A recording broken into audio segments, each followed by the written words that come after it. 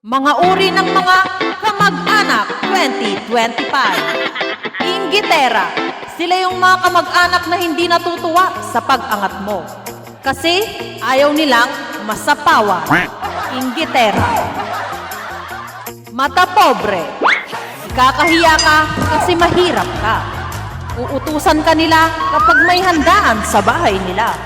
Tagahugas ng plato, tagaligpit ng mga kalat. Mata pobreng kamag-anak. May amnesia. Dati sa inyo lumalapit pag walang-wala sila. Pero nung umangat na sa buhay, parang di ka na kilala. Humingi ka lang ng konting pabor, mas marami na yung masasakit na salita kaysa sa tulong nila. Pakiilemera.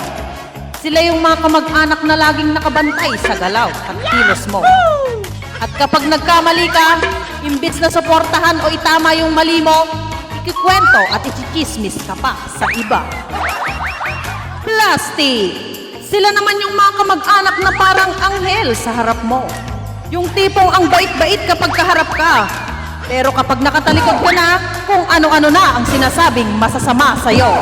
Once again, plastic na kamag-anak.